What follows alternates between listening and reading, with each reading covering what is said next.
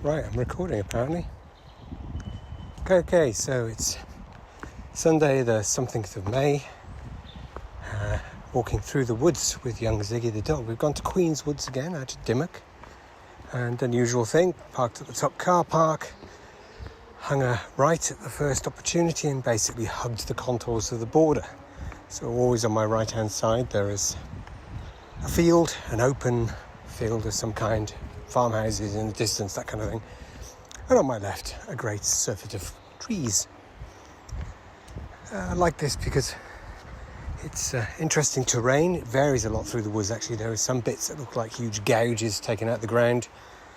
Others are just regular trees. Sheltered fir areas as well, with loads of tiny needles on the ground. Nice little dry sanctuary. It's quite good if the weather threatens to be horrible, because I obviously can stick my wide-brimmed hat on and keep the worst of it off in the shelter of the trees themselves. But it's one of my favourite places to come at the moment, actually, Queen's Woods, because the weather's been a little bit variable over the last few weeks. Not like that time about 3 weeks ago that I met up with Jerv, formerly of the Ross and White Club, down at the Tiddenham railway site, the old railway that went from Chepstow up the Wye Valley through the Tiddenham Tunnel. And during lockdown they've renovated the tunnel. In fact, I blogged about this a couple of years ago. I think when I finished at the Welsh Government I did one last trip to take a look at the tunnel, because I wasn't going to be coming that way very often again, as far as I knew. So yeah, and that's where I met the JCB. It was doing a drive-through, checking the state of the tunnel and getting it all ready. And now they finished. And Jerv and I got together, and I should probably post up a whole bunch of the pictures, actually. I'll tell the story in that. But it was a absolutely marvellous 4 hours out of the day. It's me and Jerv. I didn't bring the dog with me because I didn't know what it was going to be like. But actually, it's perfect. So next time, hopefully in a few weeks when the weather's guaranteed to be a scorcher in the UK, I'll make my way with youngest lad in tow and dog and anybody else I can drag out of the house. We can go for a walk through that marvellous railway tunnel along the old track bed. Wonderful. Anyway, you'll see that probably in some other pictures. What's been going on? Well, I shall post various things, I think, if I actually post this audio clip at all. Still undecided as to whether I want to sort of pick anything up. It's been quite nice doing nothing for 6 weeks.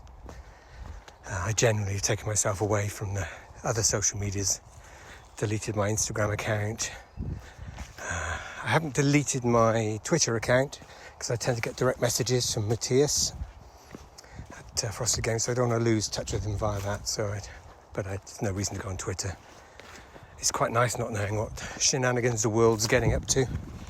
We may be minus Trump, but we still have plus Boris, and that depresses me immensely, to be honest. So yeah, work is a bit weird and ups and downsy. Funding for our project is always fairly useless. I don't quite know what everybody actually really wants. Do they want this stuff or don't they? Because they keep refusing to actually address the finance side of it properly.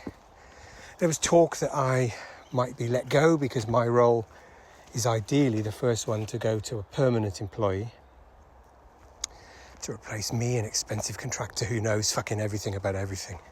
Good luck somebody picking up all that in the next 2 weeks, if that's the plan, because my contract ends in the end of May. And if they don't find anybody before then, and they don't renew me, then they've lost a still enormously reliant upon me source of knowledge. Always.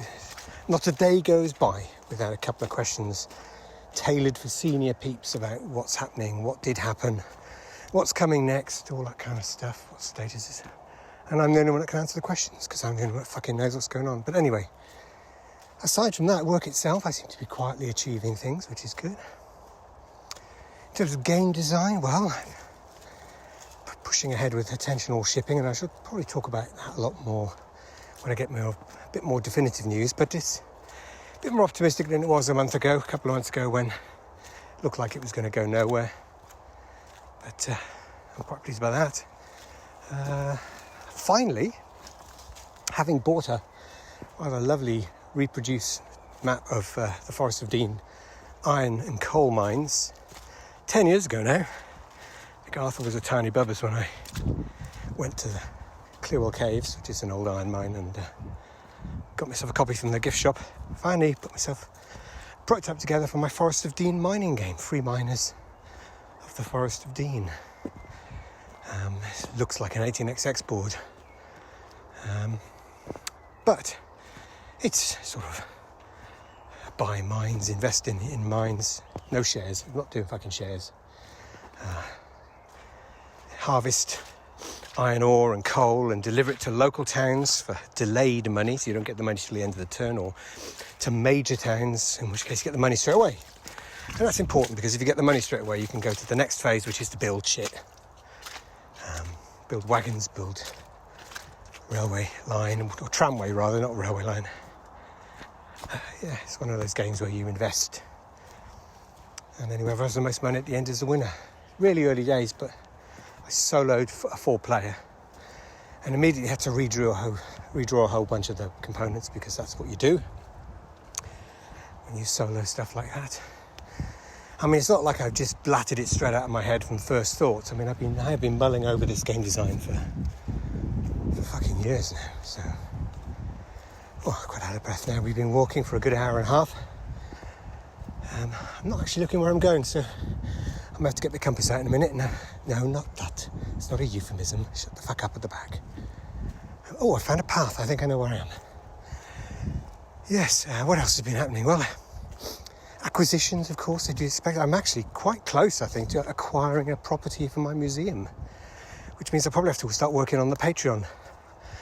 I want to do a little Patreon thing where you can put a couple of quid here and there, and do I go left or do I go right? I'm going to stand here for a minute. In fact, I'm going to pause this, check my directions, and then carry on. I'm back again. Right, okay, I just had to get the old iPhone compass out, check which direction I need to go. I tend to head northeast. My big circuit takes me right around the west side of the forest, of the woods, and then I cut across back to the northeast where the car park is. So if you ever look on Google Maps at Dimmock, look for Queen's Woods, Dimmock. There's a car park in the northeast corner of there, not far from a village called Kempley. And that's where I tend to park and start. And then if you just follow the edge of the woodland, you can see the kind of direction that I walk. I might post some pics along with this at some point if I can get into iMovie and tit about with it. Yeah, so acquisitions. I mentioned about the museum. Yeah, somewhere in Newent, actually. The place in Ledbury was a lovely place, but it seems that somebody else was mildly interested, and so the landlord decided to play us off against each other and sort of get us to write fucking full essays and business plans. And I thought, fuck you, I'm not playing that game. Because he was all for handing it over straight away when I first approached him. He's like, when can you come in? You know, if I turned up with the cash in hand at that point, he'd have let me in. But greed, bless it. Is there ever such a thing? So the local ones in Newent, there's a little place called the Shambles in Newent. It used to be a museum of its own. This guy built lots of little outbuildings, and he had a collection of materials from 19th and early 20th century shops. And so he made a little shop of a theme. So you'd have a chemist with all the old chemistry bottles and boxes and medicaments and all that kind of stuff.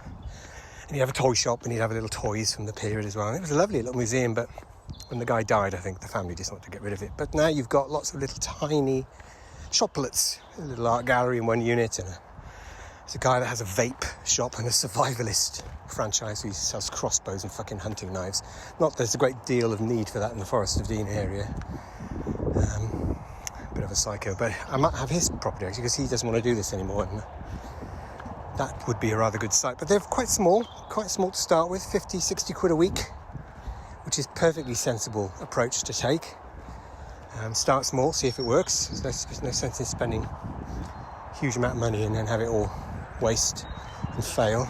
At least this way I'm not going to lose a huge amount if it does fail. Got loads of great new stuff.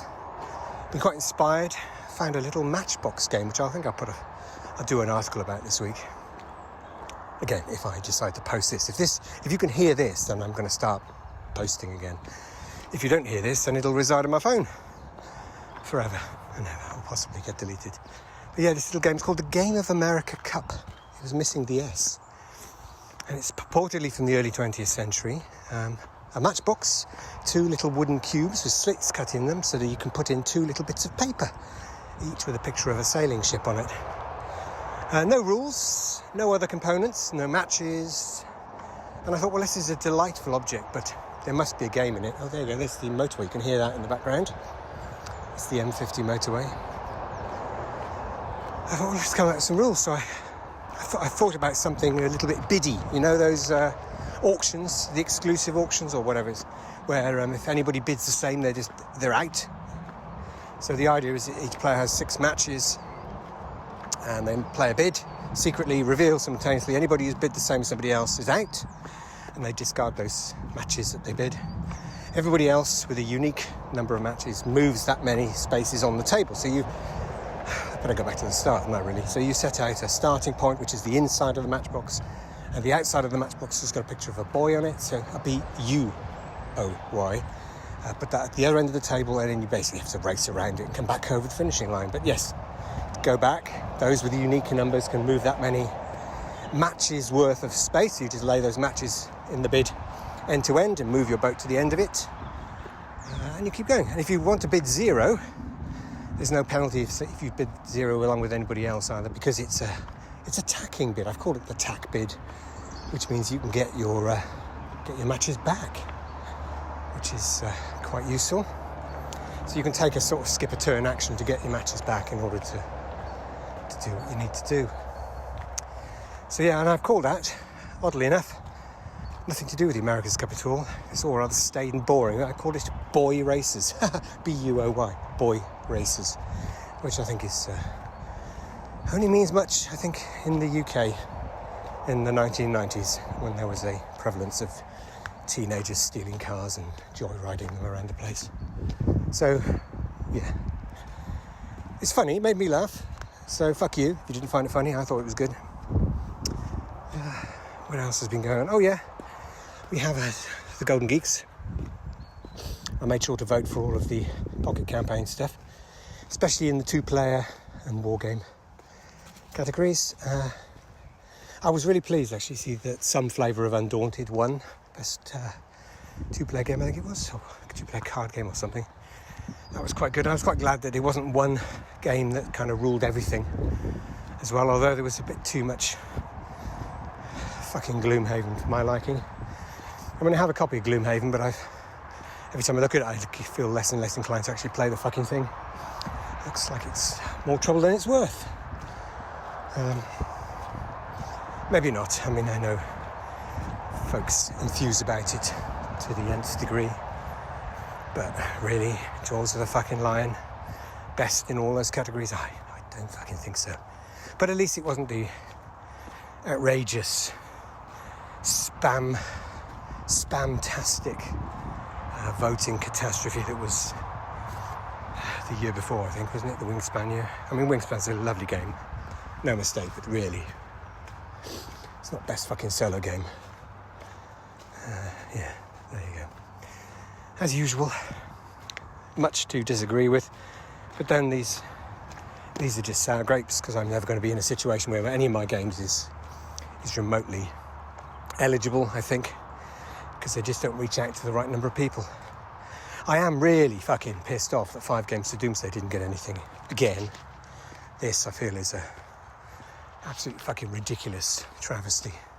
The most unique, witty, erudite voice in board gaming, and consistently ignored because people are too fucking stupid. There you go. Well, that's that. There's lots of other stuff, but I suppose I could just save that. I've done pictures in my notebook. There's a gallery's worth of that coming, I think. Yeah, lots of stuff. It has been quite nice not to worry about posting something. I do occasionally wander in. I did enjoy Mr. Shep's award ceremony. I think it was the GIFs. Sorry, it was the GIFs that really made it for me. Made me howl with laughter, actually, some of them. Yeah, the Golden Fleece. Genius. Chapeau, monsieur. Chapeau. Genius piece of work. Well, I think that's enough for now. Sig and I have still got quite a lot of the walk to go. and these woodland ants won't get stepped on them by themselves. And I think today I might reward myself with a venti white chocolate mocha from the Ross & Moy Starbucks. I know it makes me a corporate fucking shill tart of some kind, but oh man, they really are very, very fucking delicious. Right, I'm signing off. I do love you all, and perhaps we could all meet up, well, those of you in the UK, at the UK Games Expo, which is going on at the end of July into August. I'm thinking of tootling up for the day. I have no idea if anyone's actually going to exhibit at the UK Games Expo. It's not clear to me whether anybody's actually signing up. I could have a chat with Alan, I suppose, see if he's going, and if he is, whether I could blag an exhibitor pass. But I'm just not going to get there early enough or to be of any fucking use, really. To make it of any use to me, really. And as for Essen, well, I still think the prognosis is a no on that. But I'm noodling with the idea of going to Germany anyway, and just having a long boozy weekend with the splendid Mr. Maddox and Mr. Blenneman and Mr. Nage and anybody else that we can convince to scoff beverages with. All right, my dears, I love you. Bye.